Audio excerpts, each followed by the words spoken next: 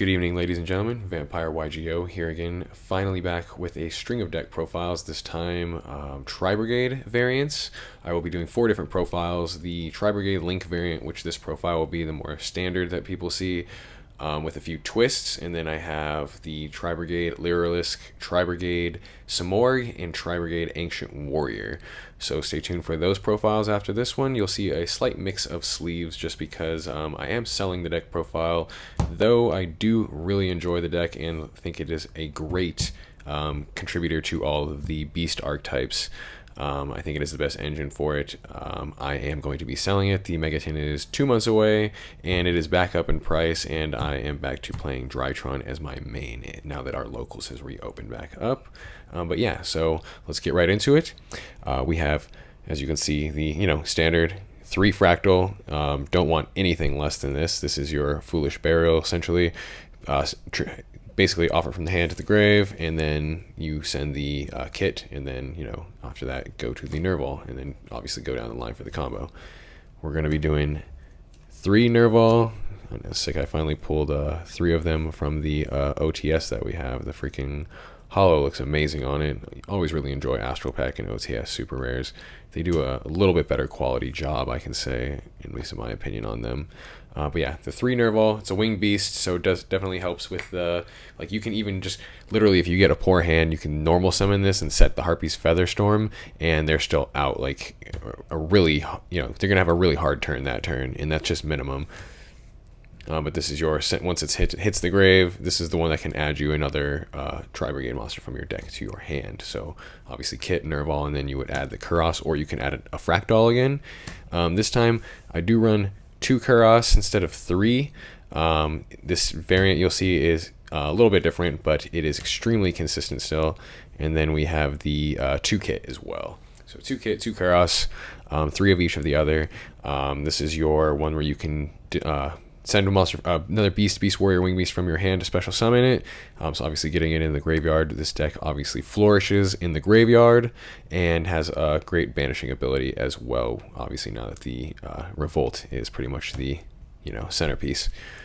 But then Kit was obviously a huge boost. This one is another one that basically adds or sends the Nerval, which is basically kind of like a secondary Foolish. And then that would be it for the Tri-Brigade package. Oops, sorry, Kuros.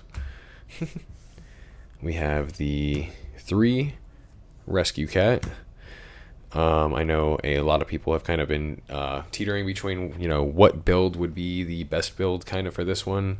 I know Tri-Brigade is kind of up in the air, but I've seen most, and from my experience, I think the normal summon goes to the Rescue Cat. It's just, you get the kit, and then you get the Nerval automatically, and you get to obviously use their effects as well when they hit the grave. It's just amazing. This deck in the variant that I'm using, which the next twist that you will see, Link climbs and grinds like no other because of the Rescue Cat and then this card right here.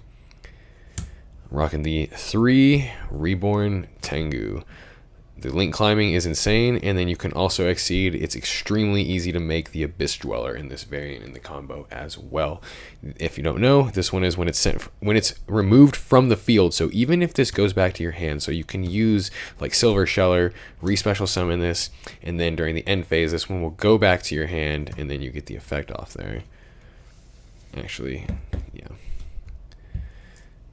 And then we have the 1 Barrier Statue of the Stormwinds.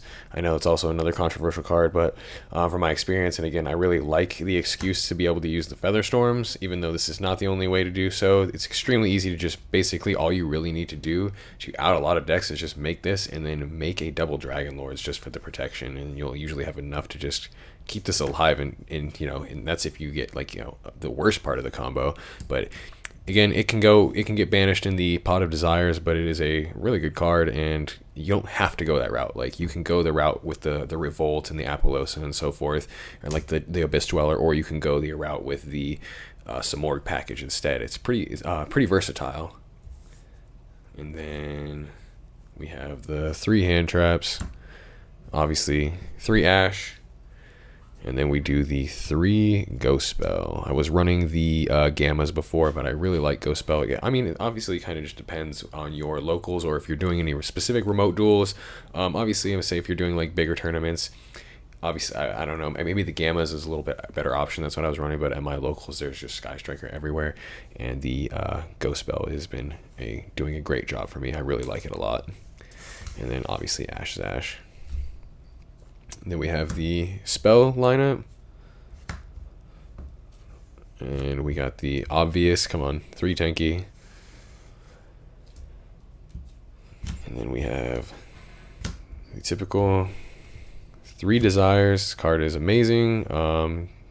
It's like, 10% chance that you usually banish the barrier statue from my experience, and in general as well, drawing the other desires is also not something that is often, but it does kind of hurt to get ashed on it. It's like, but what cards don't? We got the 1 Monster Reborn. Again, you can do get the Reborn Tango out if it's just sent to the grave instead, or if it's discarded from the Kuros. This card is just amazing in general for so many of the cards that you can get in the deck, or just to keep the combo going. Like I said, this deck Link Climb's insane. It's a combo where you can get the Apollousa with the Bear statue, and sometimes even the Abyss Dweller with all 3. And then we have the last for the spells. We have the obvious hand trap stoppers here. We got 2 Tactics and 1 Call by the Grave. Tactics, I see this card all the time, and it is insane. And then for the traps, we run the 2 Revolt because it's really, really searchable. So, you don't really need to start with it off the bat. If you get combo, then you'll definitely still end up with this if you want to go that route for the new Link monster. But yeah, so 2 is good. And then in some of the other variants, I run the trap trick. I think maybe the Lyrilisk one, and that one helps with the Featherstorm / Revolt as well. So 2 is all you need in my opinion. I know a lot of people run the Solemn Strikes. Strike is awesome. This is kind of like the flex spot for traps. I know I've seen some people running Summon Limits now. I really like that. Summon Limit is a extremely broken card, but I really like the Featherstorm because it's even if you get a super minimum board with any of the Winged Beast monsters and you get this card, you pretty much shut their turn off in the next turn, even if yours is a brick. And then, the next chance of you drawing something is, something that you're not going to use is very unlikely, and you just pop off. And then, like I said, Link Climb like crazy. But yeah, Featherstorm negates all of your opponent's monster effects, or not negates the effects, but not the activation for the whole turn. Everything. And then 2 more. We got 2 Imperms, so basically kind of for the hand traps part. But yeah, that would be it for the main deck. And then let us get into the extra. So we have the new Rampager, and then we have Bear Blossom, and then we have the Silver Sheller. 1 of each. You can kind of go either 2 or 2 of these ones. I really like the Silver Sheller though. I know most people play it now, but it's easy. You can get the barrier statue back with it, and you can get a few other things that go straight back to the hand. And then you have, this one is the newer card. This is the one that gets you your Volts, or it's awesome for the combo as well to do the discard and then basically get the extra summon. And then we got 2 Shurag. Come on, it's a non-targeting banish, and in general, it's also if you don't have to use it on his, even on their turn, or if you special summon a beast from with Silver Sheller or something, you can pop the effect as well, because it's once per turn. And then we have some of the offs. We got the Almirage for the kits or the Nerval, and then we have the Double Dragon Lords for the protection for the Bearer statue, or just in general, it's just a really abusive card. And then we have the 1 Nightmare Phoenix as well to take care of any problem for back row that can be popped with monsters. And then we have the obvious one some more if we're running the Barrier statue. After that, you can pretty much just use it to summon Nervals to the board.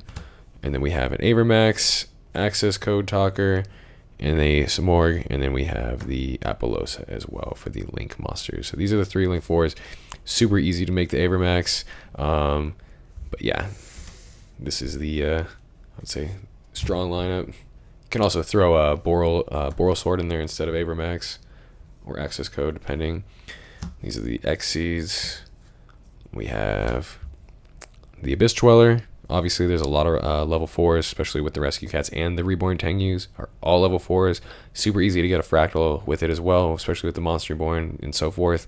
But yeah, Heartland Draco is to stack the 4s. In this one, if you don't know, you could detach and it can attack directly that turn. So it's kind of like the Lyrilisk, and then you stack the Zeus on top. Also, not as difficult as you would think. But yeah, that is the profile for the, I call it like Tri-Brigade Link deck. It's more standard style, but it just has a little bit of twists in there. So let me know what you think of the deck. I appreciate everyone's time, the likes, subscribes, dislikes. Please leave a comment down below, and then stay tuned for the other profiles. Thank you, and have a good night.